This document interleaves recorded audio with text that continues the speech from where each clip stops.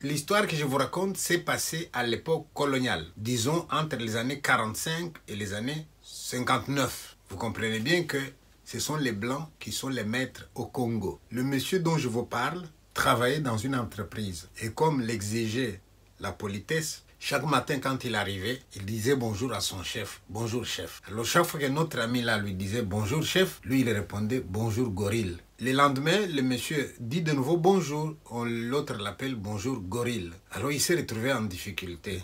J'ai pas envie de m'entendre appeler gorille. Or, je suis obligé de lui dire bonjour. Alors, il va le voir très gentiment. Il lui demande très gentiment, monsieur, s'il vous plaît, je vais vous demander une chose. À partir d'aujourd'hui, quand je vous dirai bonjour, ne m'appelez plus gorille. Et le blanc lui dit, est-ce que vous vous êtes regardé, monsieur? Mais vous êtes un gorille, vous. Et le monsieur dit à son chef, croyez ce que vous croyez, mais moi, je vous dis seulement que ce soit la dernière fois que vous m'appelez gorille. Et il est parti. Le lendemain matin, il arrive au boulot, il dit bonjour chef. Et le blanc lui dit bonjour gorille. Ah, alors là, le type dit, eh bien vous allez voir ce dont le gorille est capable. Il saisit l'homme blanc au collet et tous les noirs qui étaient là ont pris la fuite. Parce qu'à l'époque, l'homme blanc, c'est comme un esprit, on ne touche pas à un esprit.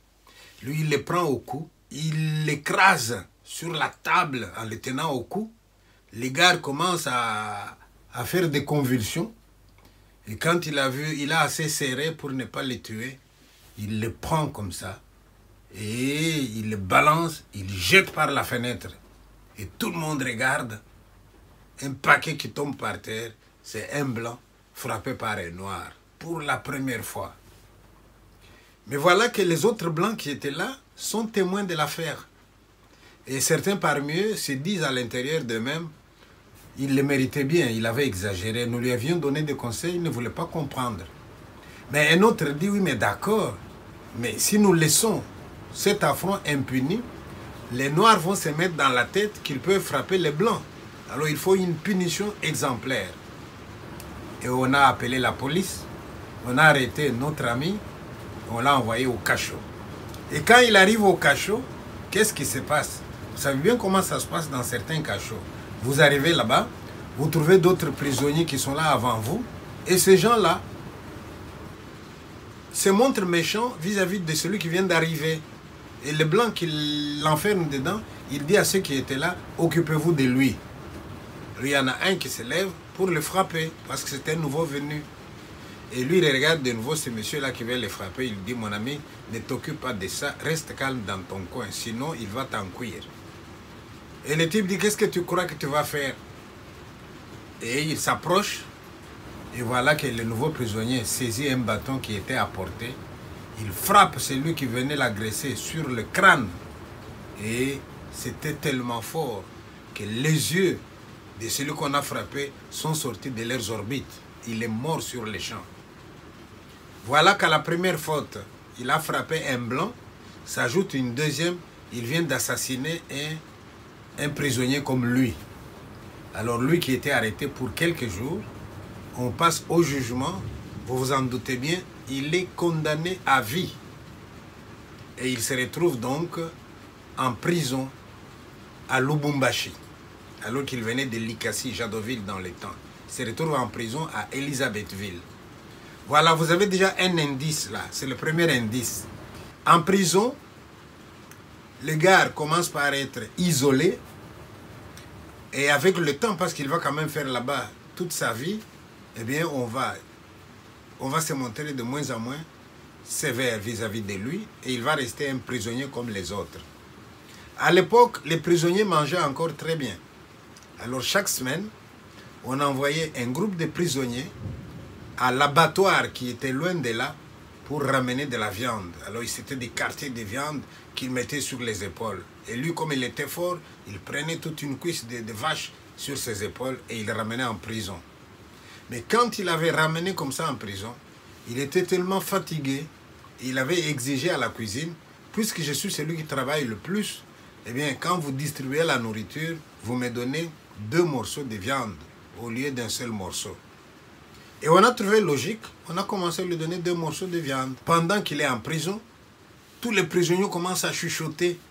On a amené un autre prisonnier qui vient de loin. retenez bien, c'est déjà le deuxième indice.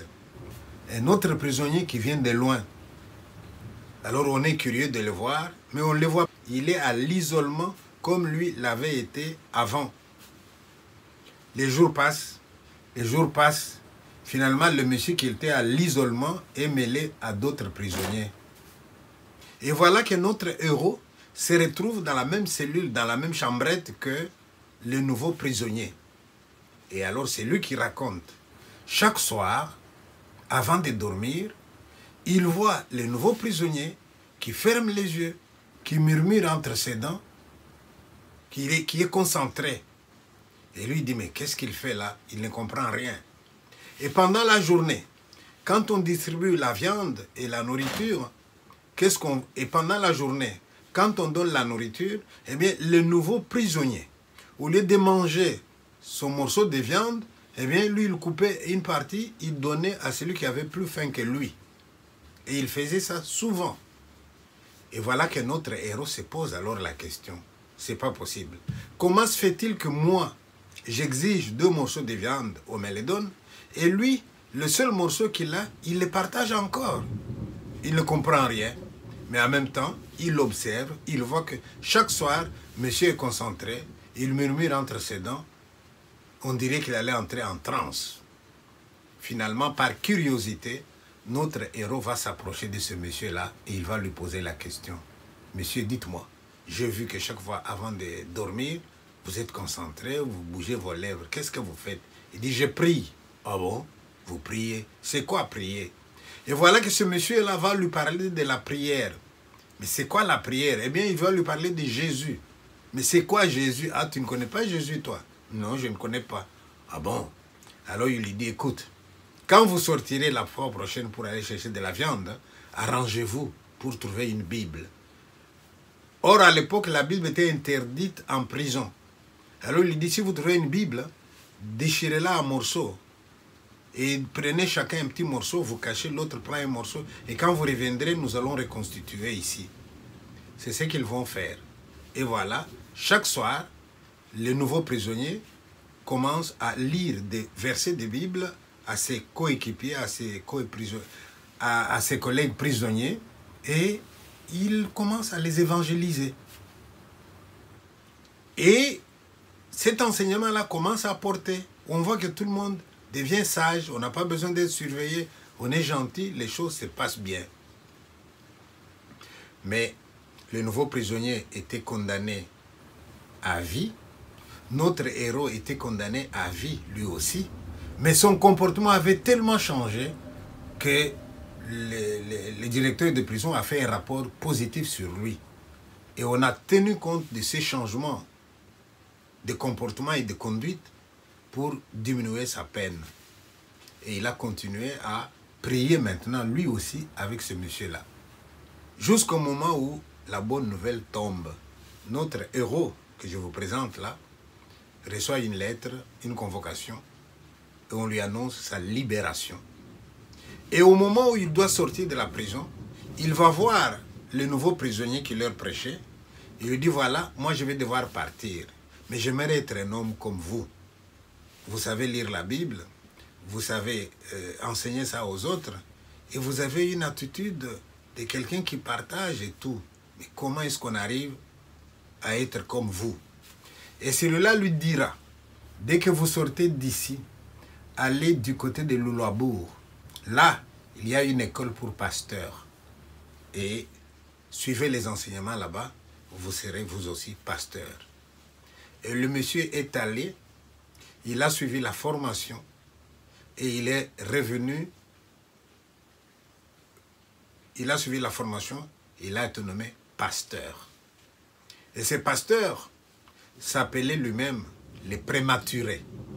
Les prématurés pour dire que je ne suis pas un enfant qui est arrivé à terme, qu'on a mis au monde et tout. Non, moi je suis quelqu'un qu'on a arraché à la délinquance, comme quelqu'un qui était prématuré. C'est moi. Et il a fait son travail avec dignité, il a fait son travail de manière consciente, il a fait son travail consciencieusement, au point que le jour où il est mort, les gens ont décidé de lui faire un monument. Voilà, c'est ce monument-là que je vous présente.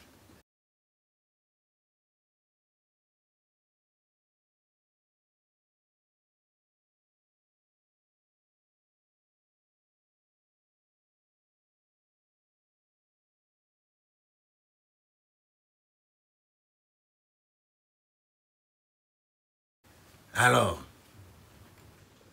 et les maisons tout autour là, c'est le contexte. Maintenant, je reprends mes indices. Indice numéro 1. Nous sommes entre les années 45, 50, vers 60. Indice numéro 2. C'est dans la prison, ça se passe dans la prison de Lubumbashi. Indice numéro 3. Eh bien, quelqu'un est venu de loin, prisonnier, lui aussi condamné à vie. Mais lui, comme il est condamné à vie, il mourra en prison. C'est un indice que je vous donne. Et alors, je vous pose la question. Comment s'appelle, qui est cet homme-là qui a changé comme ça ses amis prisonniers?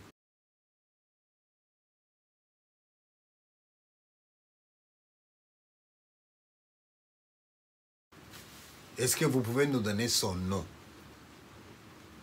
Voilà. Si vous avez trouvé, félicitations. Au revoir.